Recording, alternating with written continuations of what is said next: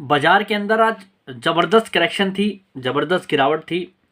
और आज देखा जाए तो जो मार्केट के फ्लेवर थे, यानी कि पावर सेक्टर के स्टॉक, रेलवे सेक्टर के स्टॉक, बैंकिंग सेक्टर के स्टॉक, जिनके अंदर अभी पिछले कुछ समय से ज़बरदस्त रैली देखने को मिल रही थी। यहाँ तक आप देखें, रेलवे सेक्टर के स्टॉक जो डेली 10-10%, 20-20% के अपर सर्किट लगा रहे थे, आज सबसे ज़्यादा गिरावट उन्हीं शेयरों के अंदर आपको देखने को मिली। यानी कि जो स्टॉक इस समय सबसे ज़्यादा क्राउडेड हो रहे थे, उनके अंदर ही आज हमें सबसे ज़्यादा गिरावट देखने को मिली, क्योंकि पब्लिक के पास वो शेयर अब क्वांटिटी में ज़्यादा है। अब सबके डीमैट होल्डिंग में इन शेयरों की पोजीशन अब ज़्यादा है। अब बात यह है कि ये गिरावट यहाँ से और गहरा सकती है या यहाँ से बाजार अब रिकवरी दिखा सकता है। यानी कि जितना आज लॉस देखने को मिला है इन शेयरों में, क्या अब यहाँ पर और भी देखने को मिल सकता है। वैसे हमने गिरावट को लेकर 3 जनवरी को भी वीडियो बनाई थी, उस समय बाजार बड़ा तेज था, इंडेक्स रिकवरी दिखा रहा था, और उसके बाद से इन शेयरों के अंदर एक ऐसी रैली आई, उसके बाद ये लग रहा था कि ऐसी कोई गिरावट नहीं आ सकती। पर नियर टर्म में अगर मैं इसको गिरावट को अगर आकलन करके देखूं, तो मुझे लगता है ये कहीं ना कहीं गिरावट अच्छी भी है, एक हेल्दी करेक्शन है। और अगर ये थोड़ी और भी बढ़ती है तो भी ये अच्छी होगी, क्योंकि जिस तरीके से स्टॉक्स रैली दिखा रहे थे, रेलवे सेक्टर के स्टॉक, पावर सेक्टर के स्टॉक, वो कहीं ना कहीं अपने फिनेंशियल से मिसमैच हो रहे थे। यानी कि उनकी अर्निंग के लिहाज से देखें तो जो उनके अंदर तेजी आ रही थी, वो कहीं ना कहीं उनको ओवर वैल्यूड कर रही थी। तो मुझे लगता है बाजार ने कहीं ना कहीं इस चीज़ को भी आज थोड़ा जस्टिफाइड किया है कि वैल्यूएशन नाम की भी कोई चीज़ होती है। और यहाँ पर अगर मार्केट के करेक्शन के रीज़न अगर हम फाइंड आउट करें, तो मुझे लगता है HDFC बैंक का भी बहुत बड़ा रोल है। HDFC बैंक के अंदर तो फॉल पहले ही आ गया था, गिरावट पहले ही आ गई थी, पर बाजार कहीं ना कहीं उसको वेट करके आज उस पर रिएक्शन दी है, मुझे कहीं ना कहीं ऐसा लगता है। दूसरा, जी एंटरटेनमेंट वाली न्यूज़ भी कहीं ना कहीं बाजार के लिए नेगेटिव है, उस पर भी बाजार ने रिएक्शन दिया। तीसरा कारण मुझे यहाँ पर यह दिखता है कि जिस तरीके से एक वन वे रैली चल रही थी बाजार के अंदर, एक बड़ी हेल्दी यहाँ पर रैली दिखाई दे रही थी, उसमें जो ये डेंट लगा है, इसमें जो करेक्शन आई है, ये उसका भी एक बहुत बड़ा कारण है कि बाजार जो है काफ़ी तेज़ी से भाग चुका था। तो बजट से पहले बाजार ने ये जो आपको रिएक्शन दी है, तो ये कहीं ना कहीं ओवरऑल बाजार के लिए तो हेल्दी है, और आपके पोर्टफोलियो के लिए ये थोड़ी दिक्कत वाली बात भी है। अब हमें करना क्या है इस गिरावट के अंदर, ये हमारा सबसे बड़ा सवाल है, क्योंकि इस गिरावट से निश्चित रूप से काफ़ी सारे लोग बाग घबराए हुए हैं। और अगर ये गिरावट यहाँ से बढ़ती है तो आप देखिएगा, जो आपने शेयर खरीदे हुए हैं, जो मोस्ट क्राउडेड स्टॉक हैं या पब्लिक के पास ज़्यादा है, उनके अंदर आपको काफ़ी गिरावट देखने को मिलेगी। यानी कि जो स्टॉक पब्लिक डोमेन में ज़्यादा है या मार्केट फ्लेवर हैं, उनके अंदर ही आपको अब गिरावट देखने को मिल सकती है। अगर पहली बात करें हम इंडेक्स लेवल पे, तो इंडेक्स के अंदर मुझे लगता है इंडेक्स के अंदर आपको 20,300, 20,400 तक के भी लेवल देखने को मिल सकते हैं। यानी कि यहाँ से भी बाजार आपको लगभग 800-900 अंक की भी और गिरावट दिखा सकता है, अगर बाजार की ये गिरावट यहाँ से गहराती है। और बात करें रेलवे स्टॉक्स की, पावर स्टॉक्स की, तो मुझे लगता है इन स्टॉक्स के अंदर अभी आपको नियर टर्म में थोड़ी और गिरावट देखने को मिल सकती है।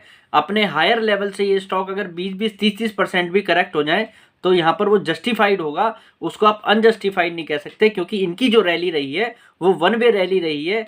इतनी बड़ी रैली के बाद बाजार में कहीं ना कहीं करेक्शन आएगी, और उस करेक्शन में इन्हीं शेयरों की पिटाई होगी, क्योंकि सबसे ज़्यादा ये स्टॉक यही चले, ये आपको ध्यान कर कर चलना होगा। तो ध्यान देने वाली बात यहाँ पर ये है कि अभी ये गिरावट यहाँ से थोड़ी और अगर बढ़ती है, तो आपको अपने पोर्टफोलियो में से मुझे लगता है एक भी शेयर बेचने की ज़रूरत नहीं है, चाहे वो पावर सेक्टर का स्टॉक हो, चाहे वो रेलवे सेक्टर का स्टॉक हो, चाहे वो बैंकिंग सेक्टर का स्टॉक हो। किसी भी सेक्टर के अंदर आपको अभी सेलिंग करने की ज़रूरत नहीं है, क्योंकि कहीं कहीं पर आप देखें तो अर्निंग भी अच्छी है, उसके बाद भी शेयर गिर रहे हैं, क्योंकि एक मार्केट की गिरावट है, इतनी बड़ी तेज़ी के बाद वाली गिरावट है। फंडामेंटली बाजार के अंदर ऐसा कुछ भी नहीं बदला है कि आप यहाँ पर नेगेटिव मूड में आ जाएं। और आपको देखने वाली बात यहाँ पर यह है, इस गिरावट को आप कहीं ना कहीं बाइंग के मौके समझें। अगर आपके पास फंड है तो आप रेलवे सेक्टर के स्टॉक्स, पावर सेक्टर के स्टॉक, जिनके लिए आने वाले 2-3 साल अच्छे हैं, बैंकिंग सेक्टर के स्टॉक, इंफ्रा सेक्टर के स्टॉक, इन पर विशेष रूप से नज़र बनाकर रखें, इनमें खरीदारी के मौके ढूंढें। जो स्टॉक आपको फंडामेंटली फाइनेंशियली पसंद है, जहां पर अर्निंग ग्रोथ है, तो मुझे लगता है वहां पर तो किसी भी तरीके की कोई चिंता की बात नहीं है। इस गिरावट के अंदर इस गिरावट को एक बाइंग का मौका ही समझें।